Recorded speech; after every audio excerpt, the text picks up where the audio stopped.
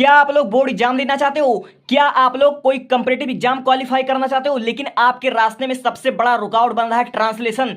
आपको ट्रांसलेशन बिल्कुल नहीं आता? तो मेरे भाई आप लोग टेंशन मत लीजिए। आप लोग बचपन से टेंस समझते आ रहे हो, नाउन समझते आ रहे हो, प्रोनाउन समझते आ रहे हो, लेकिन आज तक अगर ट्रांसलेशन करना नहीं सीख पाए हो तो मैं आपको इस वीडियो में एक ट्रिक के माध्यम से बड़े बड़े वाक्यों को कैसे ट्रांसलेट करते हैं यह मैं आपको सिखाने वाला हूं। तो बिना देर किए हुए अपना पूरा दिल और दिमाग और डाटा लेकर इस वीडियो को देखो, ठीक है, पूरे ध्यान के साथ, ठीक है।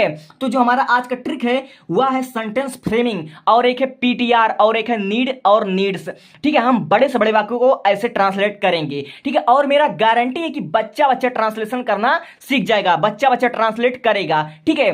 तो देखो जो सबसे पहला हमारा वाक्य है, और ऐसे ही वाक्य आपके बोर्ड एग्जाम में आते हैं और कंपटीटिव एग्जाम में भी आते हैं। तो हमारा पहला क्या दिया हुआ है? हमारा पहला वाक्य दिया हुआ है, किसी भी देश के शहर में युवाओं की स्थिति रोजगार के क्षेत्र में बहुत अच्छी नहीं है। मेरे भाई अब बहुत से बच्चे इसको देखकर सबसे पहले यह अनुमान लगाएंगे कि यह कौन सा टेंस है। मैं कहता हूं अभी आपको टेंस देखने की जरूरत नहीं है। सबसे पहले आप लोग किसी भी ट्रांसलेशन को बनाने में तो आप लोग इतना तो जानते हो, तीन चीज मेन होता है, एक होता है सब्जेक्ट, एक होता है वर्ब, और एक होता है ऑब्जेक्ट, ठीक है। तो मैं कहता हूं सबसे पहले आप लोग सब्जेक्ट पहचान लो इसमें। तो सर इतने बड़े वाक्य में हम सब्जेक्ट को कैसे पहचाने? क्या किसी भी सब्जेक्ट है क्या? नहीं। देश सब्जेक्ट है क्या? नहीं। शहर सब्जेक्ट है क्या? नहीं। तो क्या युवा सब्जेक्ट है? नहीं मेरे भाई नहीं। जिसके बारे में कुछ कहा जाए वही हमारा सब्जेक्ट होता है। जैसे इस वाक्य में हमारा कहा जा रहा है कि किसी भी देश के शहर में युवाओं की स्थिति रोजगार के क्षेत्र में अच्छी नहीं है। तो मेरे भाई इसमें जो हमारा सब्जेक्ट होगा वह हमारा होगा स्थिति। जिसके बारे में कुछ कहा जाए, जिसके बारे में हम कुछ कहें, जिसके बारे में हम व्याख्या करें, वही सब्जेक्ट होता है। तो हम स्थिति के बारे में बात कर रहे हैं, इसलिए हमारा होगा स्थिति सब्जेक्ट होगा, ठीक है। आपने सब्जेक्ट पहचान लिया तो सब्जेक्ट की अंग्रेजी आपको तुरंत यहां पर लिख देना है। तो आप यहां पर क्या लिख दोगे? सिचुएशन, ठीक है। आप लोग यहां पर लिख दोगे द सिचुएशन, ठीक है। आपने यहां पर द सिचुएशन लिख दिया, ठीक है। अब उसके बाद आप लोग मेरे भाई देखो पीछे से कि सबसे पहले कौन सा प्रीपोजिशन पड़ रहा है। अब बहुत से बच्चे कहेंगे प्रीपोजिशन क्या होता है? प्रीपोजिशन मेरे भाई वही होता है जो दो वाक्यों के बीच में संबंध स्थापित करे, जो दो शब्दों को जोड़े, वही होता है प्रीपोजिशन, ठीक है। जैसे कि हमारा यहां पर देखिए में हमारा प्रीपोजिशन है।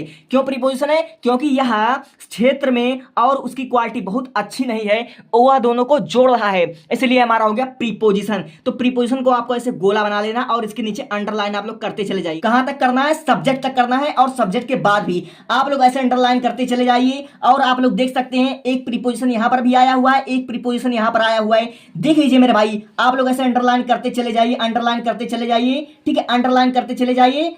अब कहां तक करना है अंडरलाइन? एकदम से शुरू तक, ठीक है। अब जितना आपने अंडरलाइन किया है उसको एक पल के लिए आप लोग भूल जाइए, ठीक है। जैसे कि आपने अंडरलाइन करना स्टार्ट कर दिया, में से लेकर किसी तक आपने अंडरलाइन कर दिया, और जो वाक्य बचा एक हमारा स्थिति और बहुत अच्छी नहीं है, ठीक है मेरे भाई। जो हमारा बचा स्थिति बहुत अच्छी नहीं है, तो यह कौन सा वाक्य हो गया मेरे भाई? यह हो गया हमारा सिंपल सेंटेंस, ठीक है। और सिंपल सेंटेंस की अंग्रेजी बच्चा बच्चा बनाने लगा। स्थिति बहुत अच्छी नहीं है तो इसकी अंग्रेजी क्या हो जाएगी? The situation is not very good, ठीक है, is not very good, VERY very good, ठीक है मेरे भाई। इतना आपने लिख दिया। अब देखिए जो आपने प्रीपोजिशन पहचाना है उसकी अंग्रेजी आप लोग पीछे से आप लोग जोड़ते चले जाइए, ठीक है। सबसे पहले प्रीपोजिशन क्या? सबसे पहले प्रीपोजिशन है मे, तो मे की अंग्रेजी क्या हो जाएगी? इन हो जाएगी। तो यहां पर आप लोग इन लिख दोगे, ठीक है। अब देखिए अब हमारा बच रहा है क्षेत्र। अब क्षेत्र की अंग्रेजी क्या हो जाएगी? तो आप लोग यहां पर क्षेत्र की अंग्रेजी द फील्ड लिख दोगे, ठीक है, द फील्ड आपने लिख दिया। अब देखिए मेरे भाई के एक और प्रीपोजिशन आ गया, तो यहां पर आप लोग क्या लिखोगे? ऑफ लिख दोगे। अब किसके क्षेत्र में? मेरे भाई रोजगार के क्षेत्र में। अगर आप लोग की रोजगार की अंग्रेजी नहीं आती तो आप लोग वहां पर फंस सकते हो, ठीक है। लेकिन यहां पर आप लोग रोजगार की अंग्रेजी लिखोगे एम्प्लॉयमेंट, ठीक है। तो यहां पर आपने लिख दिया एम्प्लॉयड, ठीक है।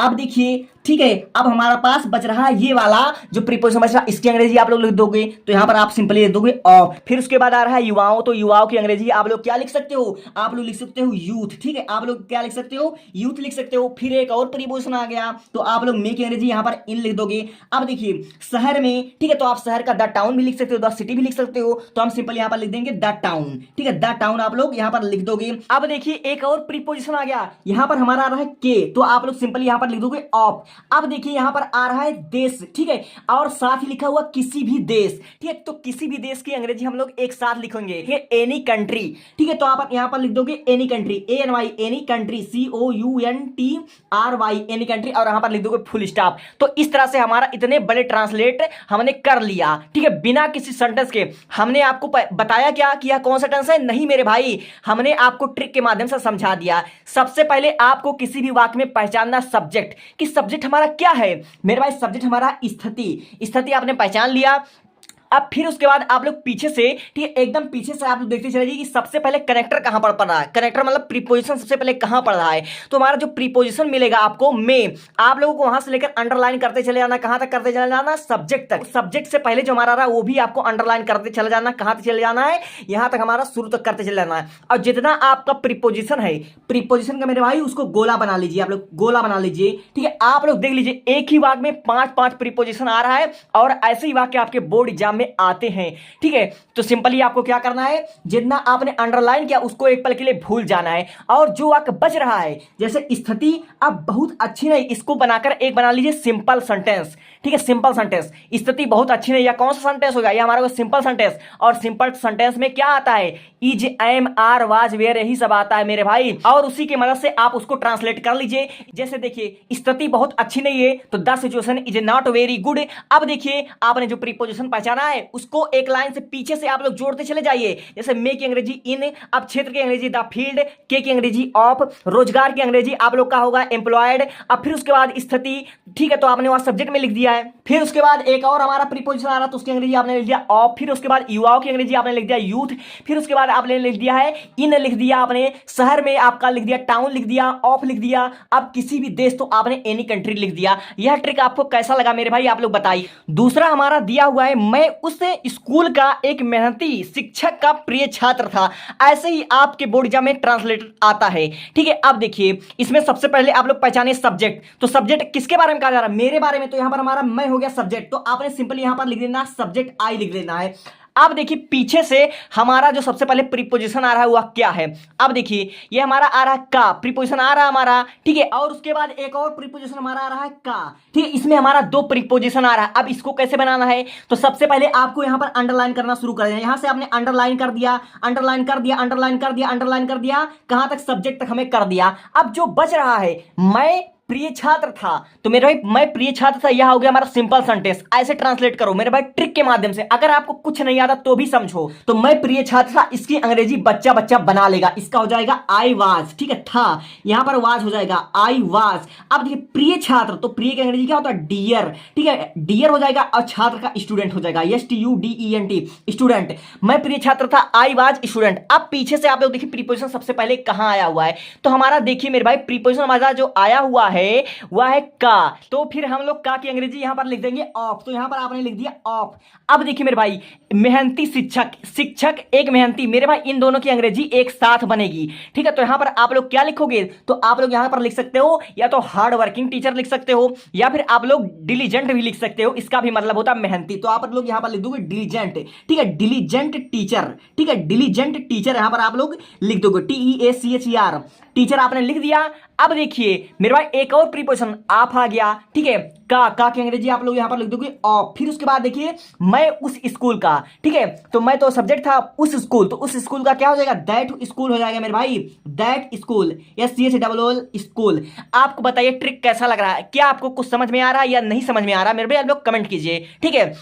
तो मैं उस स्कूल का एक मेहनती शिक्षक का प्रिय छात्र था, या फिर इसको ऐसे होना चाहिए मैं उस स्कूल के एक मेहनती शिक्षक का प्रिय छात्र था। इस प्रकार इसको होना चाहिए, ठीक है। अगर इसी प्रकार का वाक्य दूसरा होता मैं उस स्कूल के मैथ के शिक्षक का प्रिय छात्र था, तो यहां पर आप लोग क्या लिख देते? मैथ लिख देते, केमिस्ट्री बायो जो इसका भी होता लिख देते, ठीक है। तो इसका क्या हो गया? I was dear student of diligent teacher of that school. इस तरह से हमारा बनेगा। अब देखिए मैं रोज सवेरे 5 बजे गांधी मैदान में टहलने के लिए जाता हूं। अब देखिए मेरे भाई यह किस विधि से बनेगा? आप लोग देखोगे बहुत से बच्चे कहेंगे ये तो हमारा प्रेजेंट परफेक्ट कंटीन्यूअस टेंस लग रहा है क्योंकि इसमें समय आया हुआ है। नहीं मेरे भाई, यह हमारा सबसे पहले इसमें पहचानो सब्जेक्ट क्या है, ठीक है। सब्जेक्ट हमारा जिसके बारे में कुछ कहा है वही हो तुम्हारा सब्जेक्ट, ठीक है।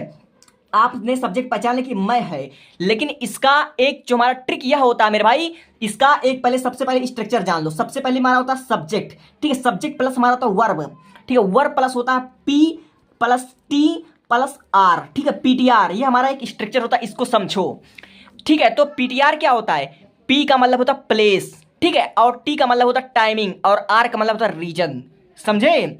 जैसे दिया हुआ है, मैं रोज सवेरे 5 बजे गांधी मैदान में टहलने के लिए जाता हूं, तो मेरे भाई टहलना यह क्या है, यह भी तो वर्ब है, और जाता हूं यह भी हमारा वर्ब है, ठीक है। तो आप लोग समझ सकते हो कि एक ही वाक्य में दो दो वर्ब आ गया है।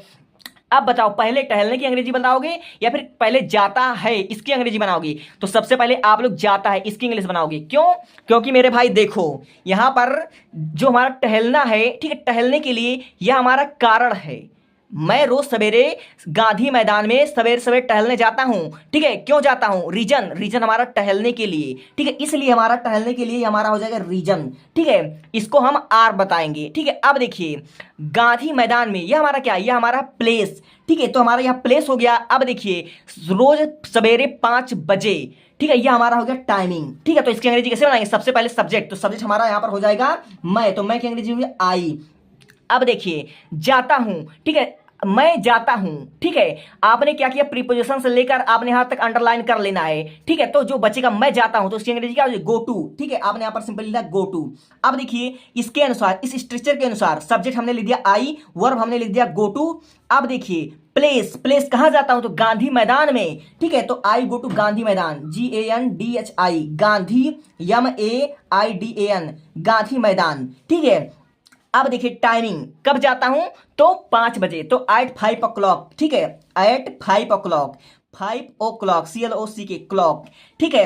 अब सुबह में जाता हूं, रोज जाता हूं, ठीक है, यहां पर बीच में सुबह रहेगा, लेकिन शायद यहां पर नहीं लिखा है, ठीक है। सवेरे, हाँ सवेरे यहां पर लिखा हुआ, तो सुबह में, तो इन द मॉर्निंग आपको लिख लेना है, इन the morning, MORNING, in the morning आपने लिख लिया। अब देखिए, डेली, रोज जाता हूं, डेली आप लोग यहां पर लिख सकते हो, DAILY, डेली। अब रीजन, क्यों जाता है, क्यों जाता है आखिर वहां? टहलने के लिए, ठीक है, टहलने के लिए, तो प्रीपोजिशन हमारा क्या है? के लिए, तो इसकी अंग्रेजी हो जाएगी for a walk, for a walk, WALK, walk. तो इस प्रकार हमारा बनेगा, मैं रोज सवेरे 5 बजे गांधी मैदान में टहलने के लिए जाता हूं। यह आपके बोर्ड की दृष्टि से बहुत इंपॉर्टेंट है, और इसके लिए आप लोग यह स्ट्रक्चर याद कर लीजिए, subject plus verb plus PTR, ठीक है। इसके हिसाब से हमारा बन जाएगा, क्या बना इसका? आई गो to Gandhi Maidan at 5 o'clock in the morning daily for अवाल, यानी घूमने के लिए, ठीक है। अब देखिए, भारत में प्रत्येक नागरिक अंग्रेजों के हाथों में पशु के समान था, इसका आप लोग कैसे बनाओगे? ठीक है, तो सबसे पहले आप लोग इसमें ढूंढिए सब्जेक्ट, सब्जेक्ट हमारा क्या है? इसमें हमारा हो जाएगा सब्जेक्ट, ठीक है, प्रत्येक नागरिक हमारा होगा सब्जेक्ट, ठीक है। तो हमारा क्या होगा? एवरी सिटीजन, ठीक है। तो यहां पर आप लोग लिख दोगे every citizen, EVERY, every citizen, CITIZEN, every citizen, ठीक है। अब देखिए कि आप लोग यहां पर भूल जाइए, अभी प्रीपोजिशन का आप लोग यहां पर अंडरलाइन कर लेंगे अपने हिसाब से। अब देखिए, आप लोग जितना प्रीपोजिशन करोगे उसको आप लोग भूल जाइए, ठीक है। अब देखिए, प्रत्येक नागरिक समान था, ठीक है, था, तो इसके अंग्रेजी आप लिख दो वाज, ठीक है। यहां पर आपने वाज लिख दिया। अब के समान, ठीक है, के समान, के समान की अंग्रेजी हमारा क्या होगा? पीछे से देखो तो उसकी अंग्रेजी लाइक, LIK, लाइक। अब किसके समान था? पशु के, तो आप यहां पर लिख दोगे एनिमल, ऑफ ANIMAL, एनिमल, ठीक है। अब देखिए प्रीपोजिशन, ठीक है, मे की अंग्रेजी इन हो जाएगी, ठीक है। अब देखिए हाथों में, ठीक है, हाथों में, तो हाथों में अंग्रेजी क्या हो जाएगा? इन हैंड, HAND, हैंड, ठीक है। किसके हाथों में? तो अंग्रेजों के हाथों में, तो ऑफ अंग्रेजी का अंग्रेजी क्या हो जाएगा? अंग्रेजों का अंग्रेजी हो जाएगी ब्रिटिश, BRITISH, ब्रिटिश, ठीक है। तो यहां पर आपने सिंपली लिख दिया, ठीक है, एवरी सिटीजन, ठीक है, इंडिया, ठीक है, सब्जेक्ट हमारा पूरा रहेगा इंडिया, जहां पर आप लोग लिख दोगे INDIAS, इंडिया, ठीक है। या फिर आप लोग लिख सकते हो एवरी सिटीजन ऑफ इंडिया, इससे भी आप लोग लिख सकते हो, या फिर इंडियाज एवरी सिटीजन लिख सकते हो, जो भी आपको मतलब अच्छा लगे, ठीक है। तो एवरी सिटीजन, ठीक है, every citizen of India's was like a animal in hand of British, इस प्रकार आप लिख सकते हो। या फिर आप लोग ऐसे ही लिख सकते हो India's every citizen was like, ठीक है, of animals in hand of British, इस प्रकार हमारा बनेगा, ठीक है। तो आपको यह ट्रिक याद रखना है, या फिर सेंटेंस फ्रेमिंग, PTR, नीड और नीड्स, ये सब ट्रिक आपको याद रखना है। वीडियो कैसा लगा आप लोग अच्छे से कमेंट कर दीजिए। Thank you.